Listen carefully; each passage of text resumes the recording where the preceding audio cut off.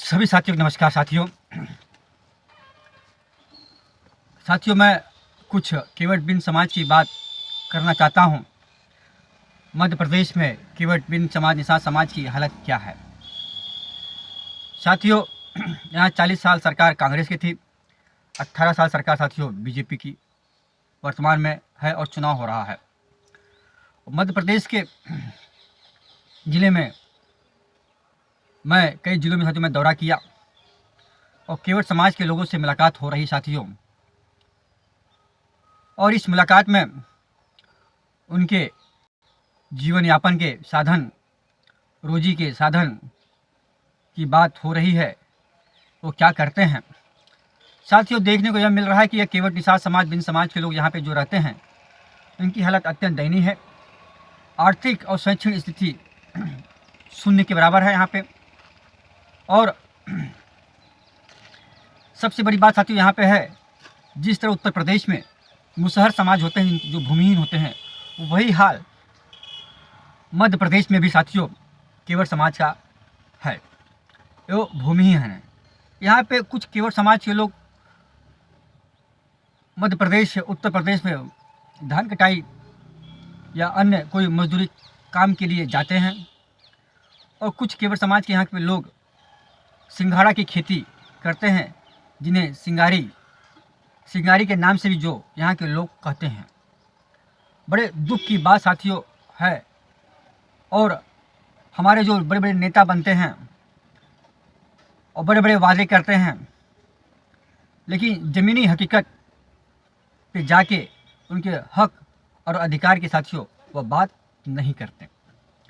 इसलिए साथियों मैं ये कहना चाहता हूँ कि उत्तर प्रदेश, बिहार और मध्य प्रदेश में आज आरक्षण की एक चिंगारी लगी हुई है।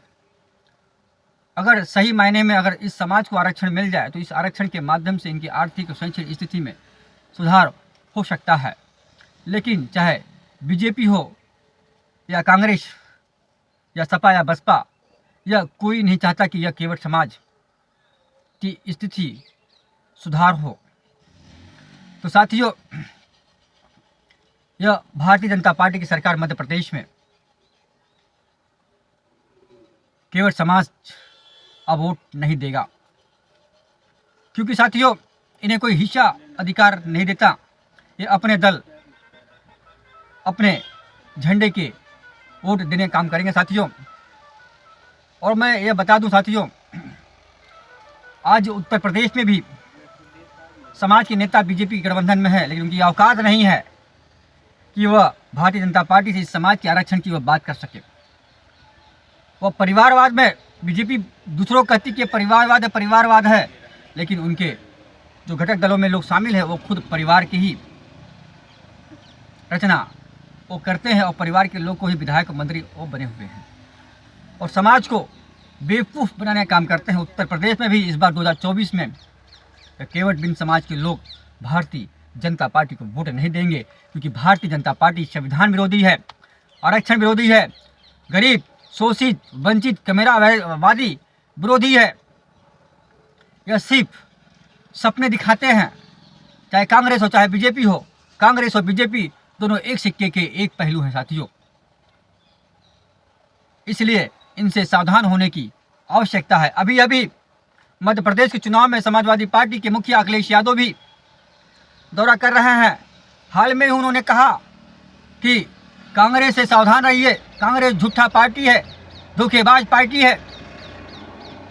सोचिए, ये इंडिया के गठबंधन के लोग हैं।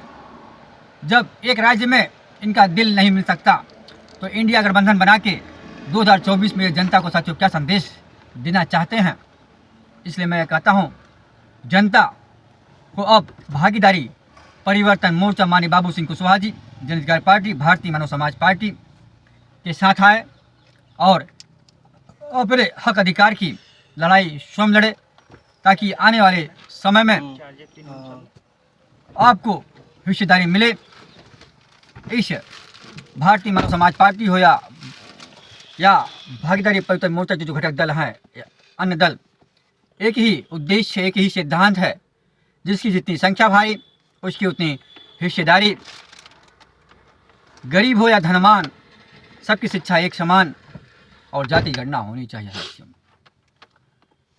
मध्य प्रदेश में मैं सभी केवट समाज से, बिन समाज से आह्वान करता हूं या निषाद समाज से आह्वान करता हूं कि भारतीय जनता पार्टी और कांग्रेस को उखाड़ फेंकने का काम करे, तब तो यह बात तो बनेगी साथियों। कभी कभी घी निकालने के लिए साथियों कोई चीज़ टेढ़ी उंगली करनी पड़ती है। इसलिए साथियों, आप लोग अपने हक अधिकार और सम्मान के लिए भारतीय मानव समाज पार्टी से जुड़ने का काम करें। जय हिंद, जय भारत, नमो बुद्धाय।